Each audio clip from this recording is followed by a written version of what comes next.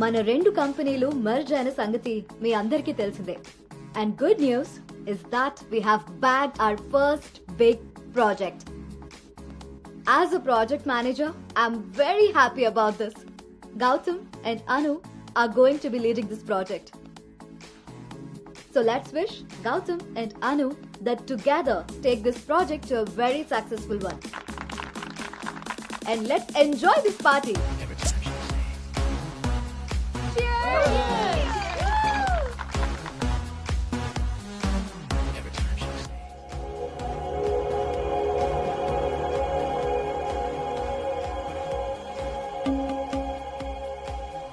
Hey, hi.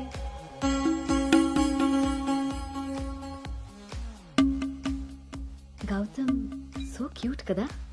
తను join అయినప్పటి నుంచి ట్రై చేస్తున్నా భయ్యా, అసలు ఛాన్సే ఇవ్వలేదు. ఇప్పటి వరకు ఒక్కడంటే ఒక్కడు కూడా కాఫీ కూడా తీసుకెళ్ళకపోయాడు. నేను ఎలాగైనా కన్విన్స్ చేసి ఈ నైట్ తన్ని డేట్ కి తీసుకెళ్ళిపోతాను. ఎట్టి పరిస్థితిలో ఈరోజు వదిలేదే లేదు దీన్ని.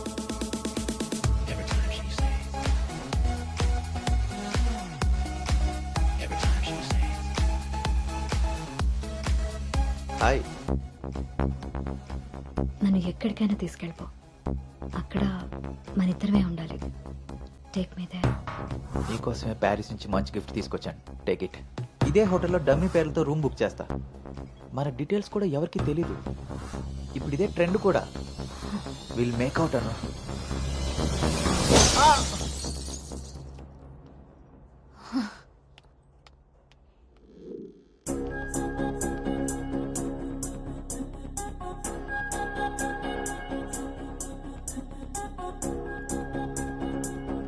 Hey Anu, good morning. Come sit. నాకు ఒక హెల్ప్ చేయాలి నువ్వు. చెప్పు. నాకు ట్రాన్స్ఫర్ కావాలి. తప్పు చేసింది ఆ సామ్రాట్ గాడు అయితే దానికి నువ్వెందుకు వెళ్ళిపోవడం? నో, నేను ఇక్కడి నుంచి వెళ్ళిపోవాలి. వాడేమన్నా థ్రెటన్ చేస్తాడని భయపడుతున్నావా? చచ్చా, అది కాదు. మరి ఇంకేంటి నీ ప్రాబ్లం? అసలు నీకు అర్థమవుతుందా నువ్వు చేస్తున్న ఈ ప్రాజెక్ట్ తర్వాత నీ కెరీర్ ఎలా ఉంటుందో? దట్టు రెండు కంపెనీలు మర్జ్ అయిన తర్వాత this is your first project Anu. Rishi మళ్ళీ నీ లైఫ్ లోకి వచ్చాడా? He's moved on Anu, and that too so fast. Come on, cheer up. అవును భార్గవి, అది పాస్టే. కానీ నన్ను చేస్తుంది. నేను చేసిన తప్పు నా వెనకాలే వస్తుంది. నన్ను ఇక్కడి నుంచి దూరంగా పంపించే. హెల్ప్ మీ అవుట్, అదర్వైజ్ నేను రిజైన్ చేయడానికి కూడా ready. Hey, it's okay, don't worry. సరే అను, నీ ఇష్టం. కానీ ఈ మర్జర్ ప్రాసెస్లో ట్రాన్స్ఫర్ చేయడానికి నాకు అథారిటీ లేదు. Gautam is heading this project, so he must approve this. Don't worry, తనతో నేను మాట్లాడతాను. Let's go. వద్దు Bhargavi, don't ask him. Why? ఈ గౌతమే ఆ రిషి.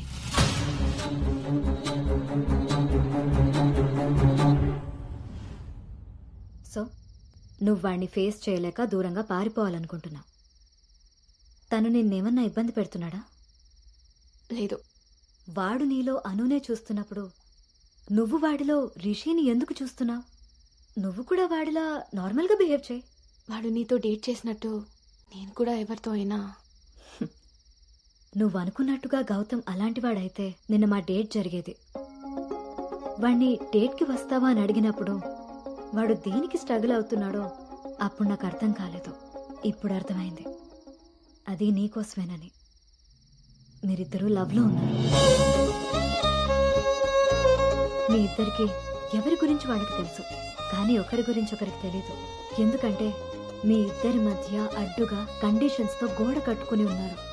మీ ఇద్దరిలో ఏ ఒక్కరు రియలైజ్ అయ్యి ఒక అడుగు ముందుకేసినా ఇంకొకరు కనిపిస్తారు. గౌతమ్ వల్ల స్ట్రగుల్ అవుతున్నానని తెలిసిన నాకు గౌతమ్ మీద ప్రేమ ఉంటే తెలీదా? తెలీదు.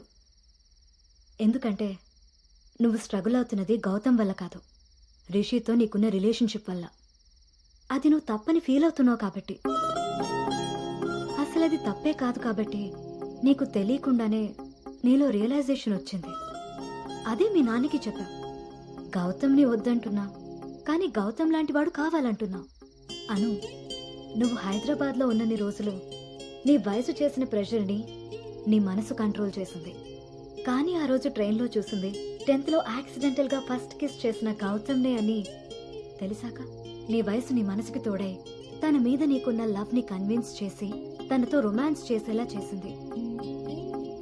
ఇప్పటి వరకు మీ ఇద్దరి మధ్య ఉన్న ఈ రిలేషన్షిప్ని నువ్వు లస్ట్ అనుకుంటున్నావు, కానీ అది లవ్. దానికి దీనికి తేడా నాకు నీకు ఉన్నంత. తెలియక జరిగిన పొరపాటుని తెలిసాక కూడా తప్పుగా మిగిలిపోనివ్వద్దు. గౌతమ్, నేను ప్రాజెక్ట్ పని మీద గోవా వెళ్తున్నా. నేను వెళ్తే మన కంపెనీకి ప్రాజెక్ట్ వస్తుంది.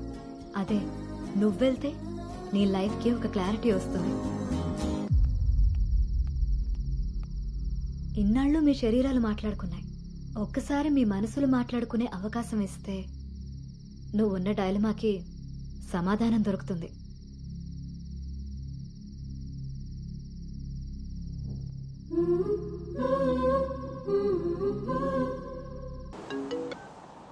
అమ్మా, అబ్బాయి ఈ వారం చూపులకు వస్తాడట. ఇప్పుడే ఫోన్ వచ్చింది. నీకేం పనులున్నా త్వరగా తెలుసుకుని వచ్చేయి. వినపడుతుందా? అను అను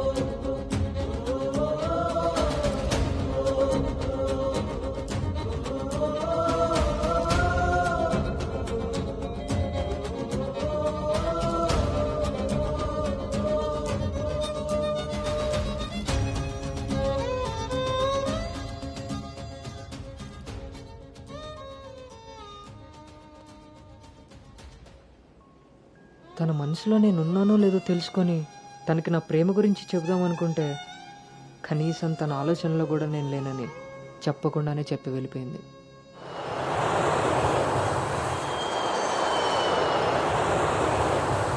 కలర్ పెరగడానికి చూసినట్టు హైట్ పెరగడానికి కూడా ఏమైనా ఉంటే బాగున్నావు.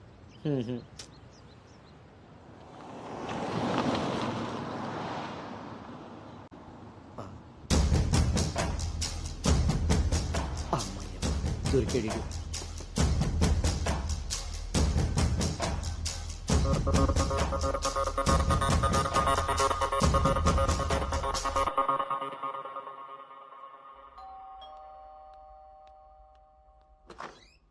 హాయ్. నాన్నా, ఏంటి సర్ప్రైజ్? కూర్చో నాన్నా.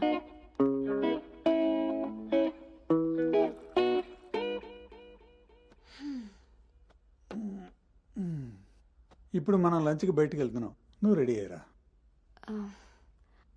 Okay, 5 minutes. సరే.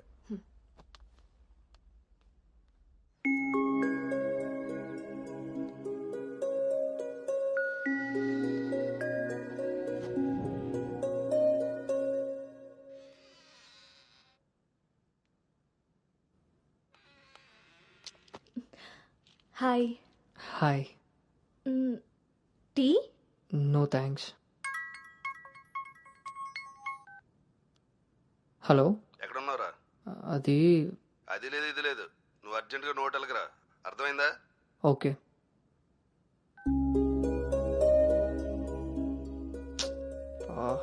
ఏమైంది గౌతమ్? అర్జెంటుగా నోవోటెల్కి వెళ్ళాలి. క్యాబ్ బుక్ అవ్వట్లేదు. నేను డ్రాప్ చేస్తాను కదా.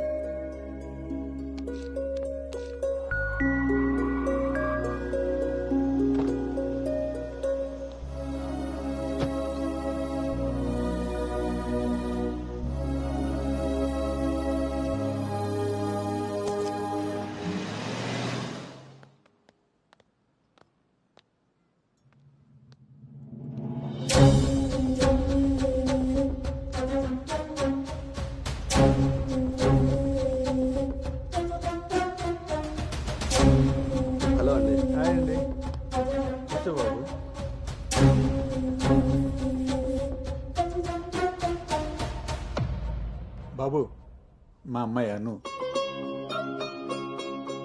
నా మేనల్లుడు గౌతమ్. మా అమ్మాయి ఇక్కడే స్మార్ట్ వర్క్ సొల్యూషన్స్ లో వర్క్ చేస్తాం. ఓహో, ఏం కావాలి బాబు? ప్రైవసీ కావాలి అన్నగారు. మనం వీళ్ళకి పెళ్లి చూపులు అరేంజ్ చేసి మనం వాళ్ళనే చూస్తూ కూర్చుంటే ఇంకా వాళ్ళు ఏం మాట్లాడుకుంటారు? ఓ కదా, పదండి రండి. వెళ్దాం.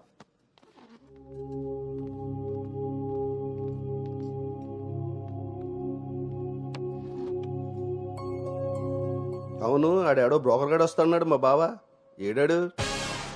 రావాల్సిన సమయానికంటే గంట ముందే వచ్చాను. ఓ, బాగా ఖాళీగా ఉన్నావు అనమాట. వీటితో జాగ్రత్తగా ఉండాలి. పోలీసుకు ఒక పెద్దమ్మ కొడుకులా ఉన్నాడు. వచ్చింది హోటల్కి కలజోడితే. హలో, నమస్కారం. నమస్కారం. ఈడు పేడు మొహం. Sir order please. ఇక్కడ కదా ఆ టేబుల్ మీద తీసుకో.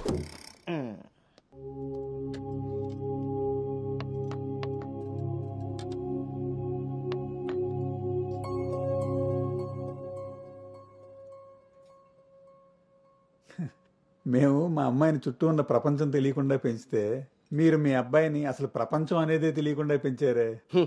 కరెక్ట్గా చెప్పారు. అందుకే ఎదురుగా ఉన్న మీ అమ్మాయిని చూడటం అనేసి నేల చూపులు చూస్తున్నాడు యాదవ.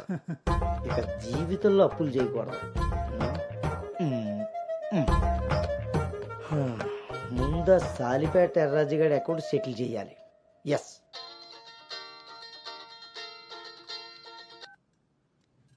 హలో,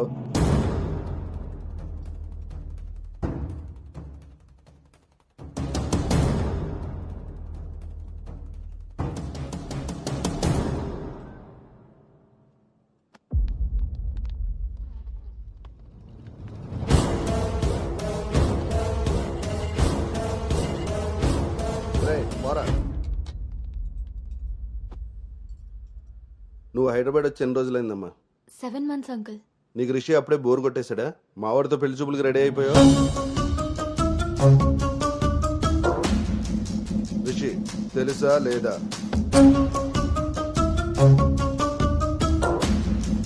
ఇక్కడ అడుగుతుంటే ఆడం చూస్తావేంటి? మావయ్య అది నువ్వు నార్మల్, నీకు తెలీదు.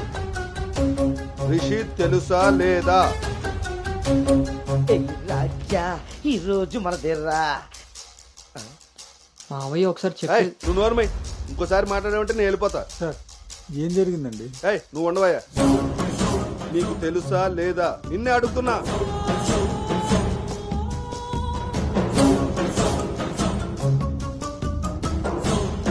మావయ్య ఒకసారి నేను చెప్పి మీ నాన్నకు ఫోన్ చేయరా.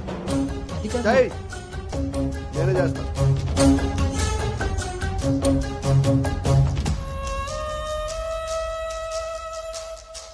ఇక్కడ ఏదో పులిహోర అయినట్టుంది.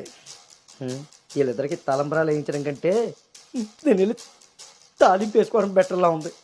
చె తినమ్మ జీవితం మొత్తం రివర్స్ అయిపోయింది. అదేం నోటితో వాగిందో అదే జరిగింది. ఆ, నేను వీళ్ళకి మనవాడిని మాత్రమే పరిచయం చేశాను. కానీ వీళ్ళు వాళ్ళకున్న చాలా కొత్త యాంగిల్ చూపించారు బావా. మీరు మంచోళ్ళు కాబట్టి ఆ రోజు పెళ్లి చూపుల్లో కళ్ళు తిరిగి పడిపోతే ఒంట్లో బాగోలేక పడిపోయింది అనుకున్నారు. ఒళ్ళు కొవ్వెక్కి కొట్టుకుని పడిపోయిందని తెలుసుకోలేకపోయారు. ఊళ్ళో పెట్టాల్సిన పెళ్లి చూపులు గుట్టు చప్పుడు కాకుండా ఇక్కడెందుకు పెట్టారో తెలుసా బావా? నలుగురికి తెలిసేలా అక్కడ పెడితే ఈవిడి గారి బాగోతం మనకెక్కడ తెలుస్తుందో అని జాగ్రత్తగా ప్లాన్ చేసి మీకు సంబంధం లేని ఒకటి మీకు మనవని చేద్దామని చూస్తున్నారు. అంతే బావా. అలాగే మావయ్య అది మా కాదు. బావ ఈ సంబంధం క్యాన్సిల్ అని చెప్పాడు. మావయ్య నేను చెప్పేది ఒకసారి. మూసుకుని రారా. వీళ్ళది ఒక ఫ్యామిలీ, మళ్ళీ వీళ్ళకి సంబంధాలు. ఎవరైనా మన మాట అన్నప్పుడు మనకు కోపం వస్తే ఆ మాట అబద్ధం, బాధ వస్తే ఆ మాట నిజం. మీరేం ఫీల్ అవుతున్నారో ఆలోచిస్తే మీకే అర్థం అవుతుంది నేను అన్న మాటలు అబద్ధాలా నిజాలా అని. నువ్వు రారా.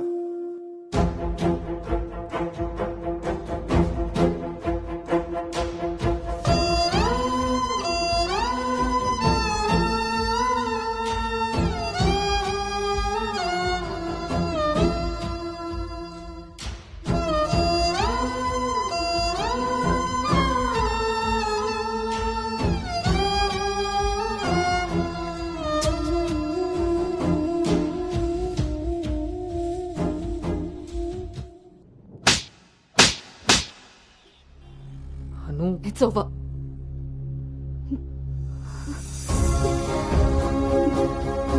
ఏ నమ్మకంతో అయితే నీతో ట్రావెల్ చేశానో ఆ నమ్మకాన్ని చంపేశావు.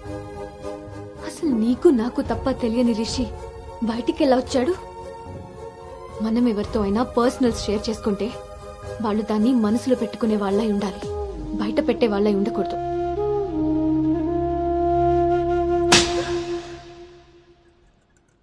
అసలు ఏంటి నీ ప్రాబ్లం? నువ్వే. నీ మాటలే నాకు ప్రాబ్లం, నీ నవ్వే నాకు ప్రాబ్లం. తేజు, నువ్వు నా ఫ్రెండ్ అంతే. ఫ్రెండా? నీకో విషయం తెలుసా గౌతమ్, నీతో ఫ్రెండ్షిప్ చేశాకనే నేను లవ్ చేయలేదు, నిన్ను లవ్ చేశాకే ఫ్రెండ్షిప్ చేశాను. నేను నిన్ను లవ్ చేస్తున్నానని నీకు తెలిసి కూడా నువ్వు నన్ను లైట్ తీసుకున్నావు. అయినా నేను మాత్రం సీరియస్గా ఫాలో అయ్యాను, సిన్సియర్గా లవ్ చేశాను. ఎంతలా అంటే నువ్వు పల్లవితో రిలేషన్షిప్లో ఉన్నా కూడా నువ్వే కావాలి అనుకునేంత. నువ్వు పల్లవితో స్పెండ్ చేసిన ప్రతి మూమెంట్ నాకు చెప్తుంటే పెయిన్ ఫీల్ అవుతూ కూడా దాన్ని తట్టుకోగలిగానేమో, కానీ నీ పైన ప్రేమను చంపుకోలేకపోయాను. ఇంకా ఇలా ఎన్ని రోజులు గౌతమ్? నా వల్ల కాలేదు. మా పేరెంట్స్ ఊరు నుండి రాగానే మీ పేరెంట్స్తో ప్రపోజల్ పెట్టిద్దామని మీ అంకుల్ నెంబర్ తీసుకున్నాను. కానీ నేను నిన్ను నోవోటల్ దగ్గర డ్రాప్ చేసి వస్తుండగా వేరే దారి కనిపించలేదు. నీ లవ్ కోసం నువ్వెంత సఫర్ అయ్యావో నా లవ్ కోసం నేను అంతే సఫర్ అయ్యాను.